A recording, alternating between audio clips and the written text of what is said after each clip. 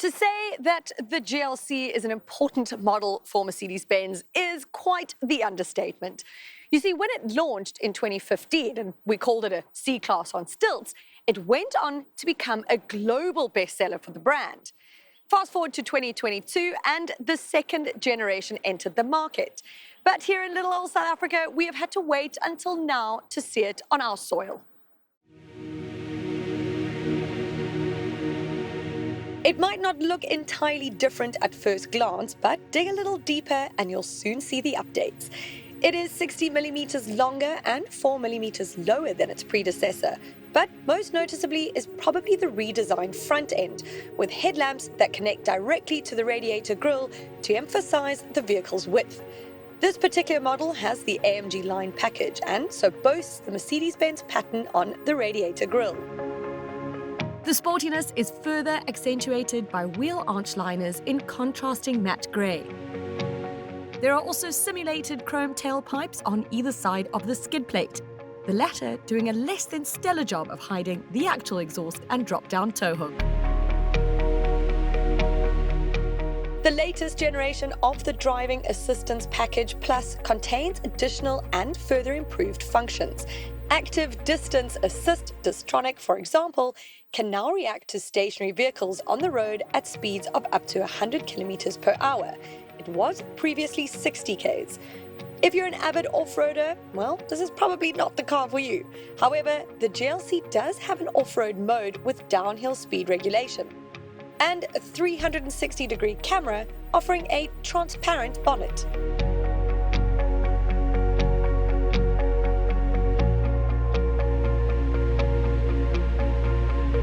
Welcome to the modern, sporty, luxury interior of the Mercedes-Benz GLC. Well, that's exactly how Mercedes-Benz describes it.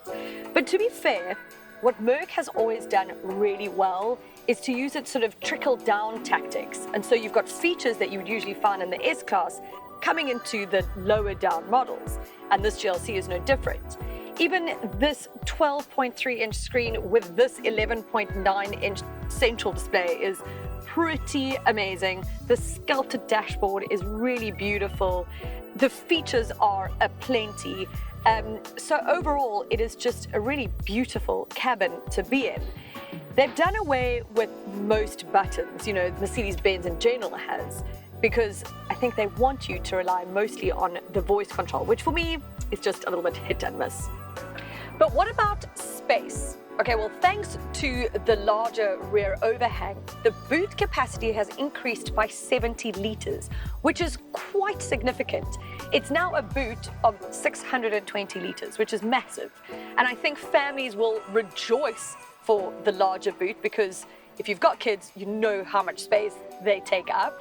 But overall, I just think this is a very spacious rear space to be in.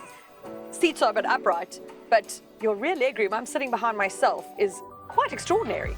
So I think practically speaking, the GLC kind of shines.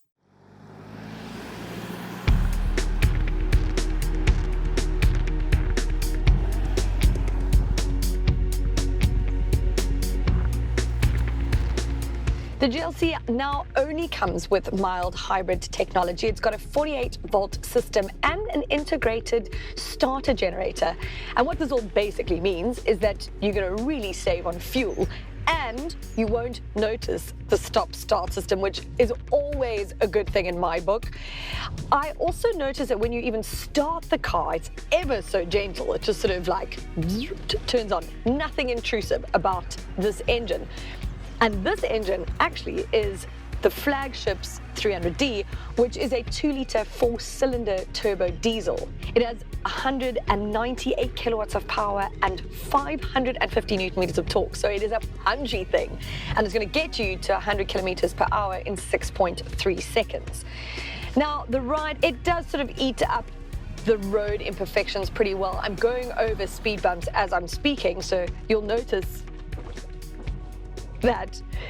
If you want it to be a very, very soft ride, there is the Airmatic air suspension that you can get as an optional extra. I don't know if it's entirely necessary. I suppose it just depends on how comfortable you want to be.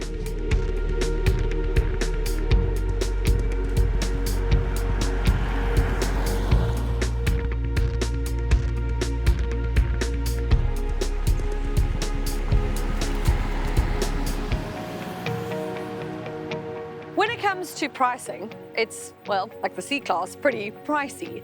It kicks off with the 220D at 1.2 million. And if you want this flagship 300D, you're looking at about 1.4 million without any optional extras, which this test model has many. Think about 300,000 rands worth. I have no doubt that this is going to continue to be a success story for Mercedes-Benz.